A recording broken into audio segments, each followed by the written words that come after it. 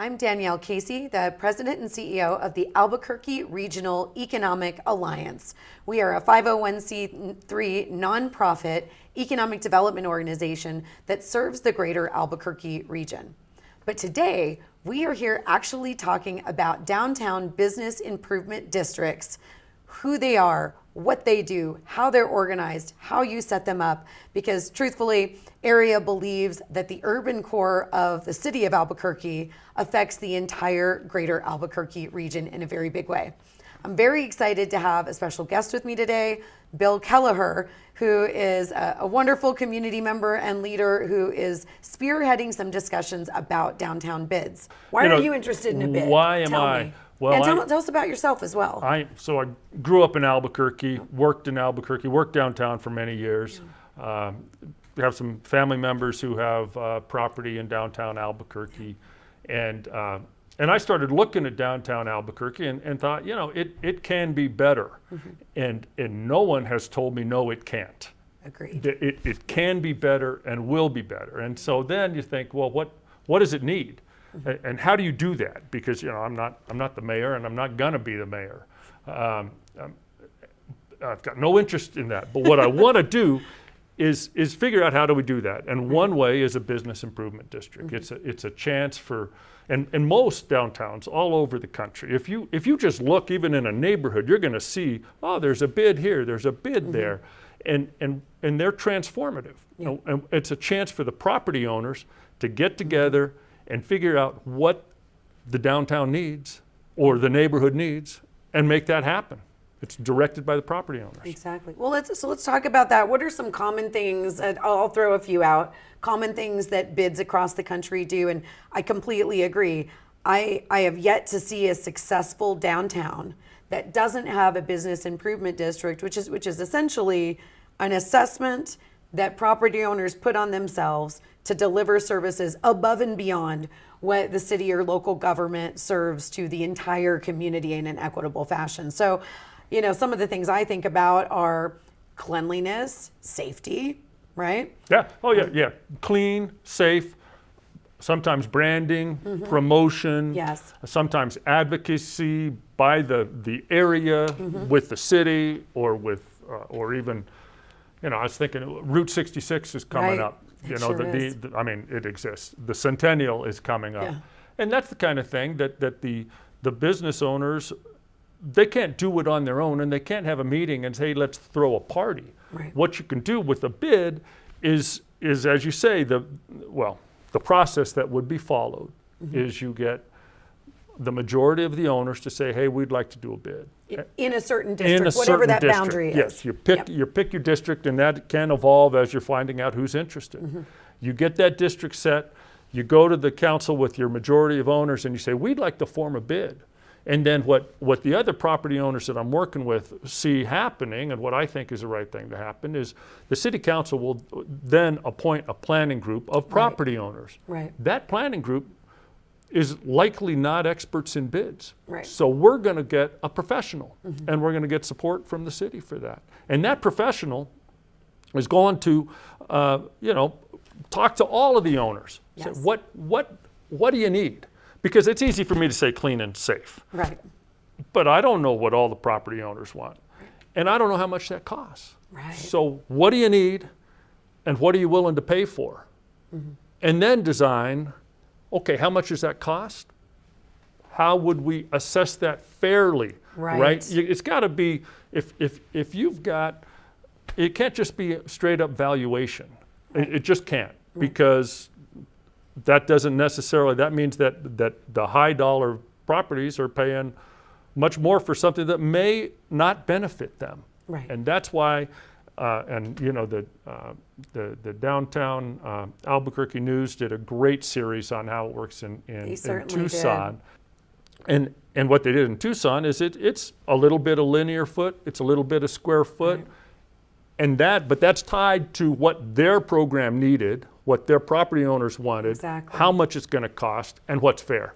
And so that's our big deal. I think we've had this conversation quite a bit with a core group of property owners that are working with you, and I think it's important to remind folks that the petition to the city council to form a bid is the first step in a process. It does not guarantee a bid will get passed in a public hearing or approved, or the initial boundaries brought forward are going to be the final boundaries.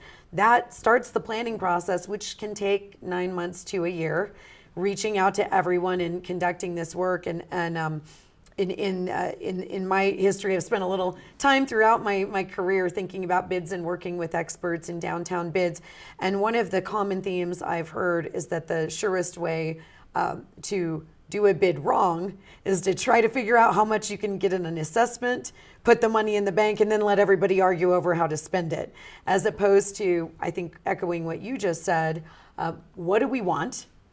What do we want the bid to deliver and do? How much does it cost? Because you got to go get current estimates and figure that out. Are we willing to pay for that?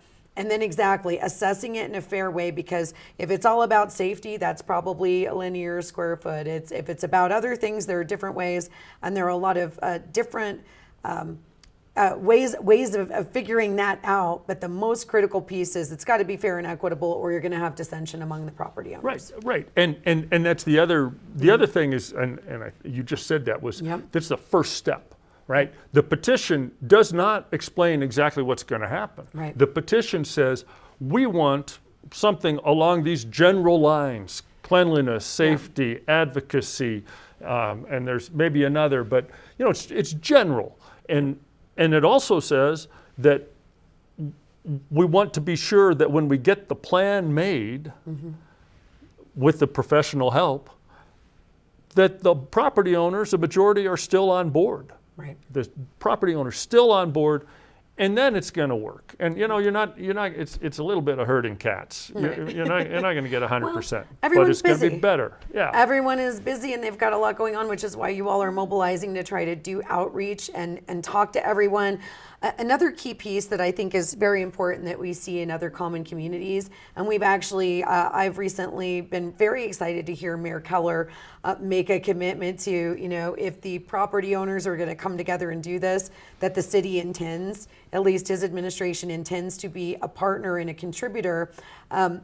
While government, according to New Mexico state statute, is not required to contribute to a bid, all of the successful bids I've ever seen as well, the local government has then formed an agreement to be a contributor financially to supporting it. Right, and that makes perfect sense, because there are government offices downtown, and everybody in a downtown office would like to go have a vibrant streetscape with that's safe, with restaurants, with places to go, and it could be, 3 years from now, people will be coming downtown. They'll be meet your partner downtown for dinner after work. Exactly. It's going to be great. Exactly. Some of the other big recommendations we've seen and heard that I know at least this initial launch group has talked about quite a bit is the importance, once a bid is established, if it is, of hiring a professional executive director who has real bona fide experience running an improvement district, because the nuances are pretty tremendous. So we're definitely a supporter of that with area, with the hopes that it would be able to get that going. Another important thing for folks, I think, to remember and be reminded of is a bid, according to state statute as well, is up for review every 5 years. So Right. the initial plan that you come up with and the initial assessments will not necessarily be forever, because the world does need to change, and the folks in the bid are going to need to tweak that. The other key piece is, guess who runs the bid?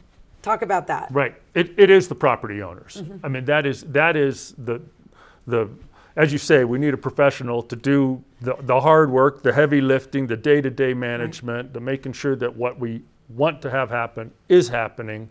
But it's the property owners that are going to decide that. Yes. What we envision is that once the bid is formed, and this will be as a part of the plan, there will be a governing board. And I would expect it to not be a giant board where people are checking in, checking out, and nobody is responsible. But people who care get on that board and will make downtown better.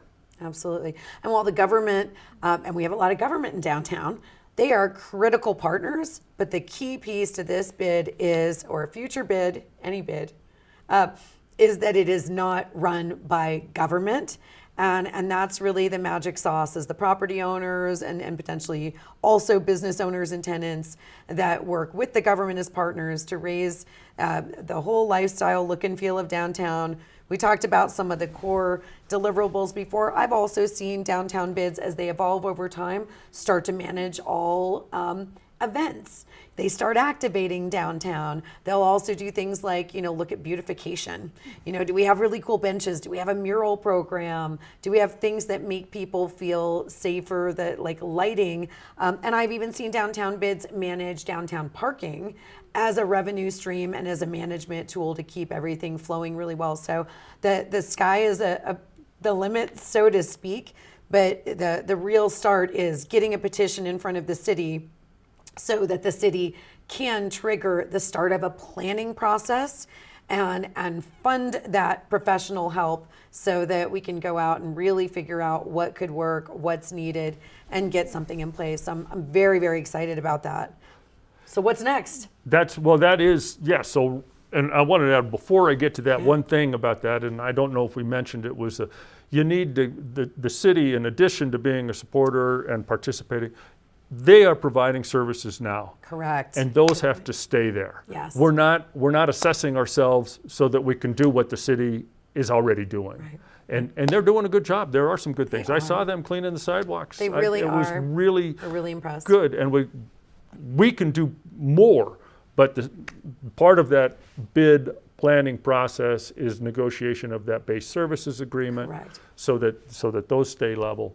So everybody understands before the bid starts launching its efforts, who does what and who's going to continue to do what. Right. So it's a very critical piece. Without that, there's a lot of room for confusion and misinterpretation later, and nobody wants that. Right, absolutely. And then what's next? What's next is it's time to take a look at the petition and put your name on it. We have major property owners have already signed on, large pieces, and smaller property owners too. And I am constantly buttonholing property owners, so be careful. It's hard to find somebody that says no. Yeah. The people want this, property owners want this, and the city wants it. I think it's going to be really good. So people will start to have contacts from people, and you already may have had contacts from people about getting your name on the petition and get this thing moving forward. And also, just for clarity, this petition is there are two ways to form a bid in New Mexico. One is through property ownership, or you could do one through businesses in an area. We are looking at a property ownership bid because also in our research across the country, those are predominantly the first that are set, and then maybe you add in business later. But the people that own the dirt are the ones that come in. And in New Mexico, it has to be privately owned commercial property owners. 51% of those within a boundary are the ones that sign on. Nonprofits are exempt. Government is technically exempt. So we're looking for, and also residential is exempt. Right. So if it's commercial, a private commercial property owner, we're looking for you. So exactly. Great. So where do people go? We have an email address. We do, which you have memorized yes. or can read. It's abqdowntownbid@gmail.com. abqdowntownbid@gmail.com. And if anybody has any questions, comments, thoughts, input, they want to get involved, hopefully that's a positive thing, they can email that. That will go to you, Bill, myself. We're acting in a supporting role. Right. We don't own property downtown, so we're really more of a facilitator and a champion. It's up to the property owners. It's not up to a nonprofit like us. So if they email that, it'll go to you, and the others Want to talk to every property owner and look forward to it. I want to thank you in particular. Without your championship, truly, as a community member, somebody who owns property and somebody who cares, this would not move forward. That is how it has to start and how it has to work. And I can tell anyone watching, you've already spent countless hours working on this because you believe in it and you believe in the community. So just thank you, Bill. Well, thank you, and thanks to Area. Awesome. Right on.